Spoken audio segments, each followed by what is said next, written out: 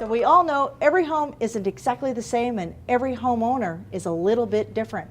How do you find the right agent for the right homeowner? So Carolee, I'm going to throw this over to you. What are some of the things that you could share with our audience as to how they find the right person for them? Lots of great agents out there. There are. Most importantly is communication and asking the right questions. Your real estate professional is really going to be part therapist, part coach.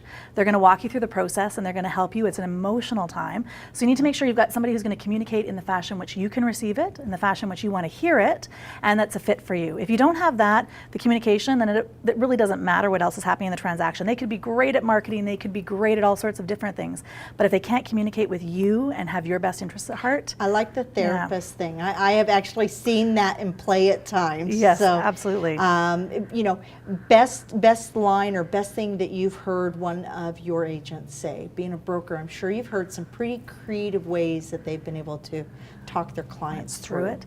I was just telling the story recently about how a couple, one was a North Calgary person, one was a South Calgary person. They couldn't decide where they wanted to live. The agent pulled over at a liquor store, bought them a bottle of wine, sent them home and said, you're going to talk about what fits. That's my kind of agent. That's my kind of agent. I don't even know which end of the city. Just pull over on me. Yeah. Now, Jeff, you would see these scenarios from the end almost, like they're coming to you. What are some of the things from your perspective that people coulda, shoulda, woulda said could have prevented some of the challenges at closing? Well, I think there's two parts to that, and one would be more of a legal and one would be a not legal, and because I'm a lawyer, we'll go with the not legal one first. Okay. Fit, you got to have the right fit. So you're investing in something that's really significant to you, big financial value, probably your biggest purchase, you've all heard that. If your real estate agent that you're working with is not the right fit for you, might not get across what you want. You might not be able to work that person in a way that works to help you get that home that you just want. So whether it's someone who's funny or dry or outgoing or engineering, you want to make sure that you have the right fit for your real estate agent. And then on the legal side, I'd say, interview your real estate agents. Make sure that you see what they're offering, and they're always going to enter into a contract with you first before you enter into a contract with a buyer or seller. So whether it's a listing agreement or a buyer brokerage agreement, see how they explain that document to you. Do they treat it just like a form to hire them, or sign here, or do they take you through and tell you the important parts of that contract? Because when you go to buy a property or sell your property, you really need to know it's a legally binding document. You need to know what all the important parts are. That's awesome, all the important parts. Okay, so Rick, you've been doing this for a long, long time. It's amazing that you're only 45 over there, right? Thank you. Yeah, no worries. So in your years of experience, what do you see? Because you have a huge brokerage, you have a lot of agents. So tell me, how do people find the right agent? I think working with the right agent is a marriage of two ideas. First of all, it's that professional, competent agent who has a good track record, who can give you references, show you the homes they've sold online, talked about the homes they've listed online, as well as their involvement in the community.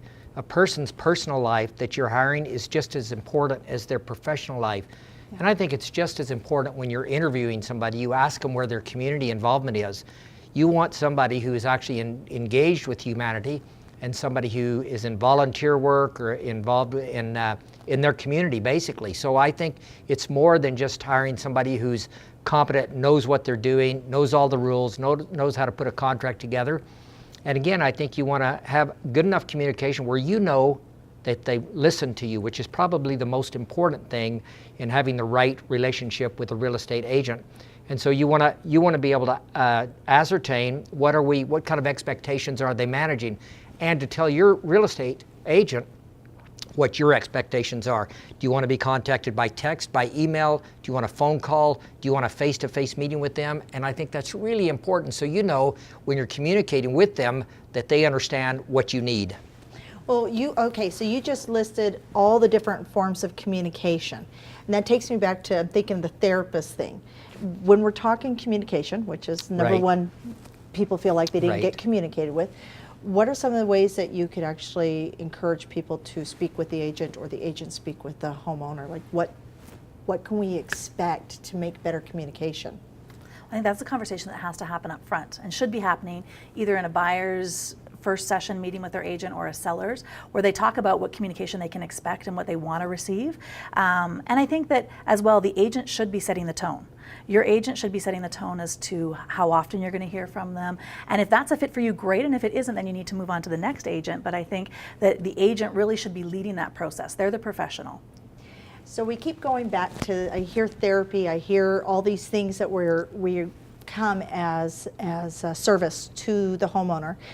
But a lot of times we hear the homeowners say that they don't hear from their agent. They are not getting the information they need. How do they ask for more? What is a good way that our viewers can go and say, I need more input?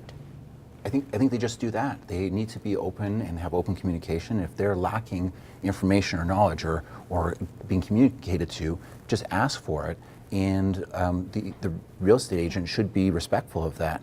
In today's age where everything's electronic and it's so easy to just throw emails and sign everything, there's a lack of people developing relationships with their clients. I think it's so important. So never hurts, whether it's a lawyer, real estate agent, or a mortgage specialist. Communicate, ask. Just ask. Yeah. Rick, what's the one thing in all your years that you've seen, have you ever had a homeowner come or call you and said, I didn't hear this, I needed this or whatever, and you've just sat there and said, but this is a great agent, like I don't quite understand.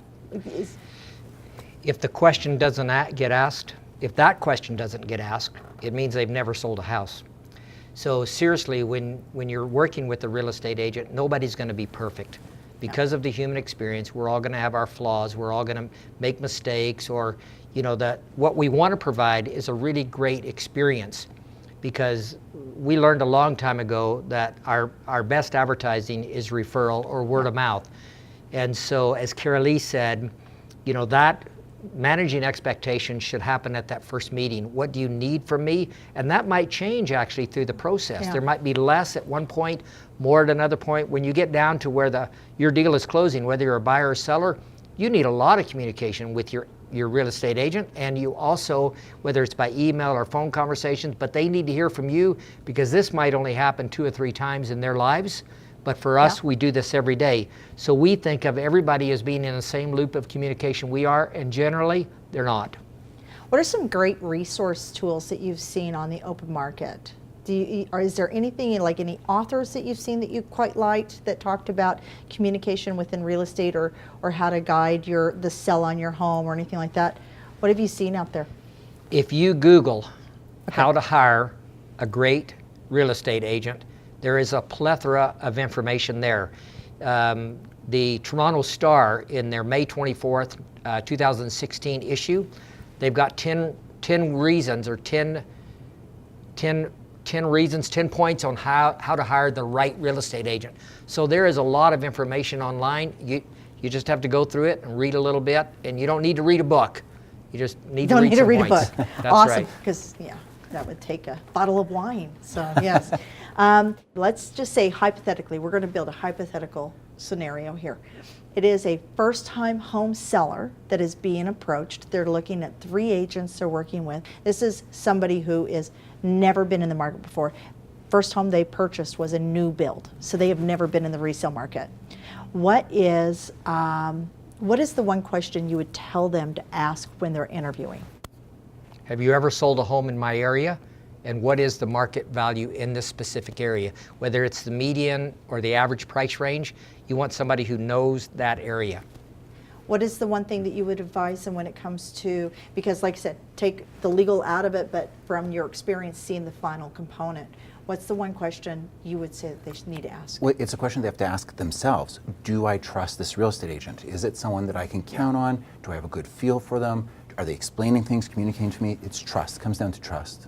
Excellent.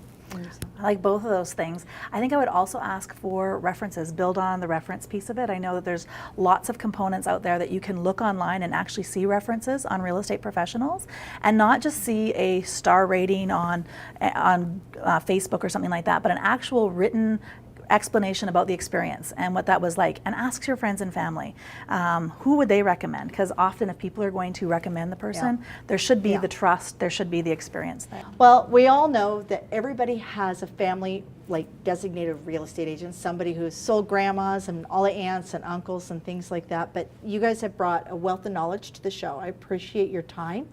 And as I promised, there'll be more of this online at the homesandlifestyles.ca. Watch the entire extended conversation. We may get a bottle of wine and a cup of coffee later.